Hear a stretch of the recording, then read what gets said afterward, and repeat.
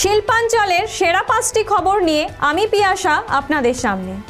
জমি অধিগ্রহণ না করেই জমি থেকে কয়লা উত্তোলন করছে কলিয়ারি কর্তৃপক্ষ, এমনই অভিযোগ তুলে নিতুড়িয়া ও ভামুরিয়া গ্রামের জমিহারারা সোমবার সকাল থেকে নিতুড়িয়া দুবেশবড়ি কলিয়ারির গেট আটকে আন্দোলনে নামেন।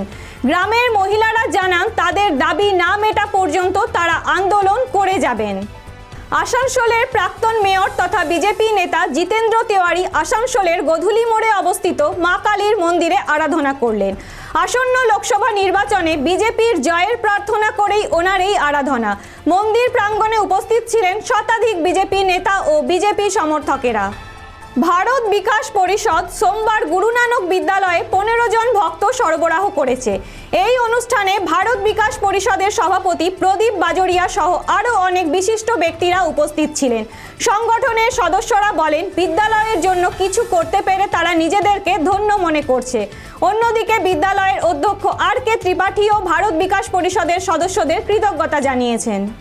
রবিবার দুর্গাপুর সিটি রেসিডেন্সিতে অবসরপ্রাপ্ত পুলিশ আধিকারিক কর্মীদের সংগঠন ও রিটায়ার্ড পুলিশ অফিসার্স ওয়েলফেয়ার অ্যাসোসিয়েশনের সদস্যদের মিলন উৎসব অনুষ্ঠিত হলো। রাজ্যের বিভিন্ন জায়গা থেকে এই অনুষ্ঠানে অবসরপ্রাপ্ত পুলিশ আধিকারিকরা যোগদান করেন। সিটি রেসিডেন্সির কর্ণধার কবি দত্তর উদ্যোগে এই অনুষ্ঠানের আয়োজন করা হয়েছিল। সোমবার পানাগড় বাজারে রক্তদানের প্রতি উৎসাহ বাড়াতে পানাগড় বাজারে লক্ষ্মীনারায়ণ মন্দিরের স্বেচ্ছায় রক্তদান শিবিরের আয়োজন করা হয়েছিল।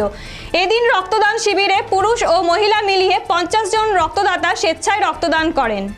শিল্পাঞ্চলের সেরা 5টি খবর এখনকার মতো এই পর্যন্তই। পরবর্তী খবরের জন্য চোখ রাখুন খবর বাংলার স্ক্রিনে। খবর বাংলা, খবরের খবরদারি।